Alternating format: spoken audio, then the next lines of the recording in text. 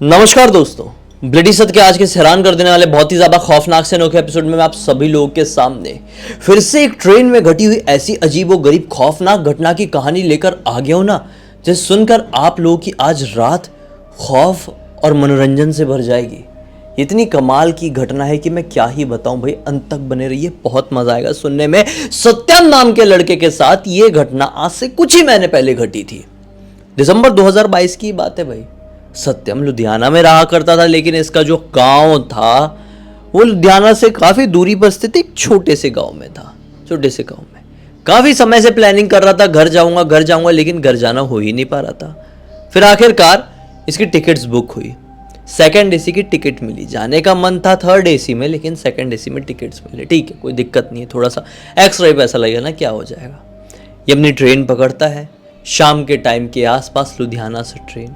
बड़ा खुश, जाके देखा तो अरे इसका वाला जो कोच है उसमें मुश्किल से 12-13 लोग ही हैं। इसने बोला चलो आराम से जाएंगे, नहीं तो बच्चे अच्छे रहते हैं तो रात में अचानक से रोने लगते हैं, नींद खराब हो जाती है।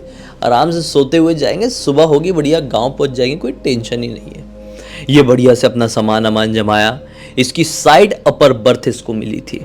सामान अमान जमाने के बाद इसने बढ़िया ऊपर अपना चादर वादर बिछाया, चार्जर लगाया, मोबाइल ऑन करके मूवी लगा के मस्त लेट गया। मूवी देखना शुरू कर दिया। जाते से ट्रेन चलना शुरू हुई। इसने देखा कि अरे लोअर बर्थ में तो कोई आया नहीं है, छोड़ो लोअर में ही जाके लेटता हूँ, मज़ा आएगा। लोअर में जाके लेट गया। अब वहाँ पे भी बढ़िया मूवी देख रहा है, कोई टेंशन नहीं है। ट्रेन चले हुए थोड़ी देर हुई। अब रात का वक्त आया तो खाने का ऑर्डर लेने वाला बंदा आया, उसको ऑर्डर दे दिया। आधे घंटे में खाना भी आ गया, मस्त खाना वाना खाया, हाथ मुंह धोया, बोला अब सोऊंगा, कोई तकलीफ नहीं है, बड़ा अच्छा लग रहा है, आनंद आ रहा है आज ट्रेन की जर्नी में। हाथ वाथ धो के बढ़िया अपनी सीट में सोने के लिए आ गया। अब सो गया। सोते हुए पता नहीं कितने घंटे हुए, लेकिन फिर इसको पैर में किसी ने गुदगुदी लगाया। इसकी नींद खुली। जैसी जागा तो ये पाया कि पैर के पास एक भिखारी खड़ा हुआ है, भीख मांगने वाला व्यक्ति, जिसकी हालत बहुत ज्यादा खराब दिखाई दे रही है। ऐसा लग रहा है कि ना जाने इसने कितने दिनों से नहाया नहीं है, बाल नहीं धोया है, कपड़े नहीं बदला है। ये सेकंड एसी में डायरेक्टली कैसे घुसा, ये इसके दिमाग में सबसे पहले क्वेश्चन आया। सत्यम ने बोला आगे जाओ, मेरे पास कुछ नहीं है। उसके हाथ में कटोरा था और एक डंडा था।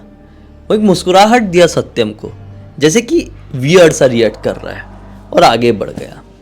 सत्यम ने सोचा अब नींद खुली गई है तो वॉशरूम यूज कर लेता हूँ और फिर गहरी नींद में सो जाऊंगा, कोई टेंशन नहीं है। पर्दा लगा के सोऊंगा इस बार उसने पर्दा नहीं लगाया था। अब सोचा था वॉशरूम से आऊंगा फिर पर्दा लगा के सो जाऊंगा तो कोई डिस्टर्ब करने वाला नहीं रहेगा। उठा, देखा कि भिखारी अब तक शायद दूसरे डब्बे में जा चुका था आगे वाले।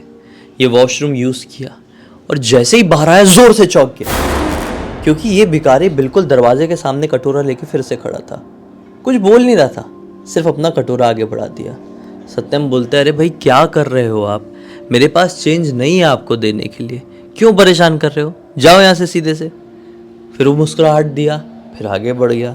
सत्यम को इसका जो रिएक्शन है थोड़ा वियर्ड सा लगा। अब वो आके बैठा अपनी सीट में, लोअर बर्थ में। ऊपर वाली उसको मिली थी लेकिन लोअर में बैठा, खाली थी ना। बोलता है यार नींद तो अब आ नहीं रही है, नींद टूट गई इसकी वजह से। थोड़ा सा मोबाइल में कुछ बचा हुआ था मूवी का, वही देख लेता हूँ। लगाया, देखना शुरू किया ही है। ट्रेन थोड़ी देर चली हो गई कि अचानक से रुक गई। इसने बोला यार अभी नींद आने वाली थी, अब ट्रेन रुक गई है, पता नहीं क्या चल रहा है, रुको देख के आता हूँ। चार्जिंग से मोबाइल निकाला, जेब में डाला। अब जो इसके कंपार्टमेंट का दरवाज़ा है वहाँ तक चल के गया। दरवाजे में लटक के बाहर की तरफ देखा तो पाया कि रेड सिग्नल लगा हुआ है। रेड सिग्नल लगा हुआ है। ये कोई छोटे मोटे स्टेशन में ट्रेन रुकी हुई थी। इसने बोला ये कमाल का स्टेशन है यार, ना ही यहाँ पर कोई लाइट जलती हुई दिखाई दे रही है और ना ही कोई भी इंसान, तो ट्रेन रुकी क्यों है यहाँ पर। सुपरफास्ट एक्सप्रेस है, इतनी छोटे गांव में रुकना समझ में नहीं आ रहा है। फिर दिमाग में आया ऐसा हो सकता है कि सिग्नल यहाँ से आगे नहीं मिला है, इसलिए यहाँ पर ये रुक गई है। फिर अचानक से इसकी नज़र पड़ती है सामने बैठे हुए उसी भिखारी पर। इस स्टेशन में कोई भी इंसान नहीं था, लेकिन अंधेरे में एक सीमेंटेड कुर्सी बनी हुई थी, जैसे कि स्टेशन में बनी हुई रहती है। वो भिखारी जो अंदर कटोरा लेकर भीख मांग रहा था, वो उस कुर्सी में बैठा हुआ है और उसकी लकड़ी साइड में रखी हुई है और कटोरा अभी भी ऐसा हाथ में। इसने बोला चलो ठीक है, उतर गया ना, 2 बार परेशान कर दिया था, जाने दो। अब अचानक से ट्रेन का सिग्नल ग्रीन हुआ और ट्रेन आगे बढ़ने लगी। इसने बोला ठीक है, ट्रेन चालू हो गई है, अब जाके लेट जाता हूँ, सोऊंगा, मोबाइल देखूंगा। फिर अंदर आया। अब ट्रेन को चलते हुए 1 मिनट नहीं हुआ कि फिर से ट्रेन रुक गई। इसने बोला ये क्या मैटर है। अब फिर ये उठ के गया, फिर से दरवाजे में देखता है तो क्या पाता है कि इस बार जहां पर ट्रेन रुक गई 1 मिनट आगे चलकर, ये कोई गांव नहीं है, उस गांव से शायद बाहर निकल गई है, लेकिन ये पूरा घना जंगल वाला इलाका है। दूर दूर तक जितनी दूर नजर जाए वहां तक के छोटी छोटी घास या पेड़ पौधे लगे हुए हैं, यानी टिपिकल जंगल जैसा होता है ना, वहां पर ट्रेन रुक गई है। फिर से लटक कर बाहर देखने की कोशिश किया तो समझ में नहीं आ रहा था कि सिग्नल है कि नहीं है, क्योंकि सिग्नल पे हमेशा नज़र पड़ जाए ऐसा थोड़ी होता है। कई बार ऐसे घुमावदार रास्ते में भी सिग्नल लगा हुआ रहता है। खैर, ये सोचा कि जब तक ट्रेन चालू नहीं हो जाती मैं यहीं पर खड़े रहता हूँ। अंदर भी अकेला हूँ, बोर लग रहा है, यहाँ पर खड़े होकर बाहर का नज़ारा देखता हूँ। कई बार सुनसान इलाकों में एक टक लगाए देखते रहना भी हमें बहुत अच्छा लगता है, तो सत्यम को भी अच्छा लग रहा था। बाहर का नज़ारा देख रहा था, सन्नाटे को महसूस कर रहा था कि अचानक इसको धक्का पड़ा। ये सीधे नीचे, ये घबरा गया कि धक्का किसने मारा। पीछे कोई भी नहीं था, ट्रेन रुकी हुई थी। अब यहाँ पे जो गिरा सिग्नल दिखाई दे रहा था, रेड सिग्नल है। अचानक से इसको किसी बच्चे की चिल्लाने की आवाज आई। पलटकर देखा तो ये चांदनी रात थी, यहाँ पे कोई लाइट्स नहीं थी, लेकिन चांदनी रात में दिखाई देता ना। इसको दिखाई दिया कि एक बच्ची रो रही है और उसको एक आदमी घसीट रहा है। घसीटने वाला कोई और आदमी नहीं बल्कि वही भिखारी था। उसके एक हाथ में कटोरा था और दूसरे हाथ से उस लड़की को घसीट के जंगल की तरफ लेकर जा रहा था। सत्यम हैरान हुआ और चिल्लाया, रुको, क्यों उस बच्ची को लेकर जा रहे हो, छोड़ो। उतने में पीछे से ट्रेन का हॉर्न बजा। ट्रेन अब आगे बढ़ने वाली थी, शायद सिग्नल भी नॉर्मल हो गया था, हल्की हल्की सी आगे बढ़ने लगी। उतने में ही एक आदमी रहा होगा बाजू के डब्बे वाला, भाई इतनी रात गए ऐसे नीचे खड़े होके क्या कर रहे हो, ट्रेन निकल पड़ी है, जल्दी जल्दी चढ़ो, यहीं पर रुकना है। सत्यम कंफ्यूज हो गया, यहां पर ये आदमी इस बच्ची को घसीट के जंगल की तरफ ले जा रहा है और यहां पर मेरी ट्रेन छूट रही है जहां पर मेरे सारे सामान रखे हुए हैं। इसको कुछ समझ में नहीं आया, फिर भी अपना ही देखा, भागते हुए ट्रेन में चढ़ गया। देखने लगा कि वो भिखारी वहां पर क्यों जा रहा है, बच्ची को कहां ले जा रहा है। बच्ची अभी भी चीख रही थी, चिल्ला रही थी, मदद की गुहार लगा रही थी। और सत्यम अपने आप को ऐसा मतलब किसी की हेल्प ना कर सकने वाला फील कर रहा था कि अचानक से कंधे में टैप आया। सत्यम पीछे पलटकर देखता है, पीछे वही आदमी था जिसने सत्यम को वापस से ट्रेन में चढ़ने के लिए कहा। बोलता है, भाई क्यों उतर गए थे ट्रेन से, क्या प्रॉब्लम है, सामान अमान होगा तुम्हारा, ट्रेन को छोड़कर जंगल में करते तो करते क्या। सत्यम अचानक से बोलता है, नहीं वो छोड़िए, आप देखिए वो सामने वो आदमी बच्ची को खींच के कहाँ ले जा रहा है, मैं उसको बचाने के लिए आगे जा रहा था। पीछे खड़ा हुआ वही आदमी बोलता है, अरे कौन भाई, कौन दिख रहा है तुमको, कौन सी बच्ची की बात कर रहे हो। बोलता है कि देखो ना वो भिखारी जिसके हाथ में कटोरा और बच्ची को घसीटते हुए जंगल की तरफ लेके जा रहा है, बच्ची इतना चिल्ला तो रही है, तुमको दिखाई क्यों नहीं दे रहा है। साइड में खड़ा हुआ आदमी फिर से कहता है कि भाई कुछ नहीं है, किसी की चिल्लाने की आवाज नहीं आ रही है, तुम क्या बोल रहे हो। सत्यम उसके मुंह को बड़े ध्यान से देखने लगा। इतने में ट्रेन ने अपनी रफ्तार पकड़ ली। आदमी ने कहा कि तुम्हारा वहम होगा, जाके सो जाओ, कोई सपना अपना देखे हो, नींद में हो क्या। सत्यम को भी लगा हो सकता है वहम ही हो, अंदर चले जाता हूँ, सोता हूँ। अंदर आया है, अपनी लोअर सीट में बैठा ही है, सोच ही रहे कि क्या था, क्या हुआ अभी अभी, कौन था वो आदमी, कौन थी वो लड़की, कि फिर से कंधे में टैप हुआ। सत्यम को लगा कि वही आदमी होगा जो कि अभी मुझे बैठने की नसीहत दिया, लेकिन जैसे ही पलटा मुंह से जोर से चीख निकल गई, क्योंकि पीछे खड़ा हुआ वो आदमी वो नॉर्मल वाला आदमी नहीं था जो बैठने की नसीहत दिया था, बल्कि वही भिखारी था जो जंगल में घसीटते हुए उस लड़की को लेकर जा रहा था। वही भिखारी था जिसने सत्यम के पैर में गुदगुदी लगाकर कटोरा दिखाकर भीख मांगने की कोशिश किया था। अरे वही भिखारी था जब ये वॉशरूम से निकला था जो कटोरा लेके उसके मुंह के सामने ऐसा आ गया था, सत्यम के मुंह से चीख निकल गई, क्योंकि इस बार इस भिखारी की शक्ल नॉर्मल कहीं से भी नहीं दिखाई दे रही थी, बल्कि ये भिखारी बहुत ही ज्यादा डरावना दिख रहा था। सत्यम इसके चेहरे को देखकर डर गया और जोर से चीख पड़ा।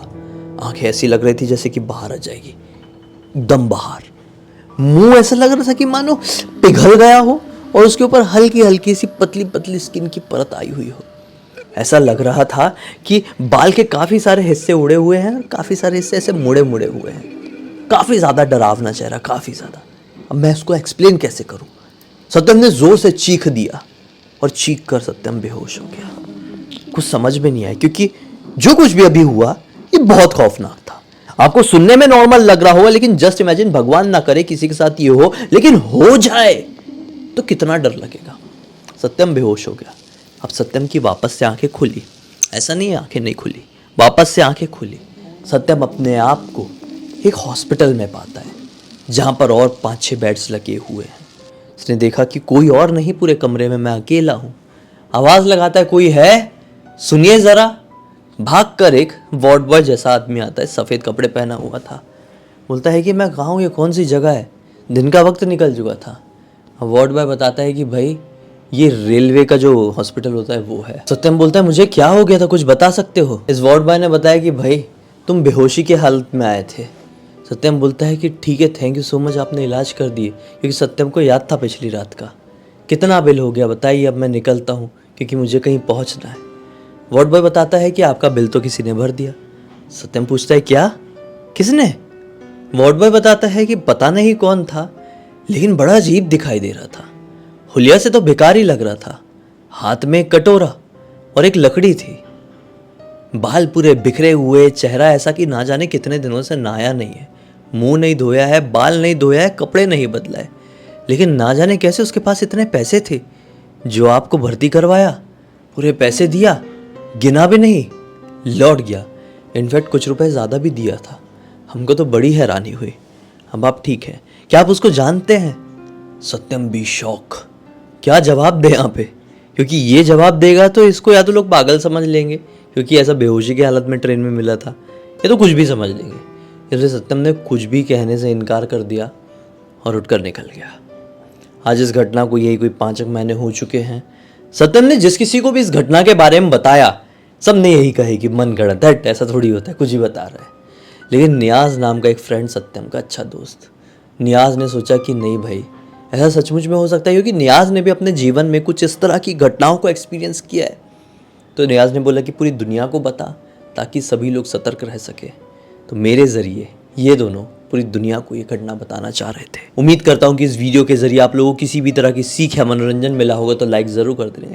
चैनल को सब्सक्राइब करके बेल आइकन दबा के ऑल के ऑप्शन में क्लिक कर देना, क्योंकि इसी तरह के हैरान कर देने वाले खौफनाक वीडियोस डेली आप लोगों के सामने लेके आता रहता हूँ। इंस्टाग्राम की लिंक इस वीडियो के डिस्क्रिप्शन बॉक्स में मिल जाएगी, भाई क्लिक करके डायरेक्टली वहाँ पर पहुंच जाना। और इसी तरह की कोई भी कहानी, टॉपिक या जानकारी आप लोगों के पास भी है तो लिंक भेजना। हो सकता है मेरा अगला वीडियो कल आप लोगों के हिसाब से ही बन रहा हो। तो चलिए कल फिर से मिलते हैं, तब तक के लिए बहुत बहुत धन्यवाद। आप लोग का दिन शुभ हो।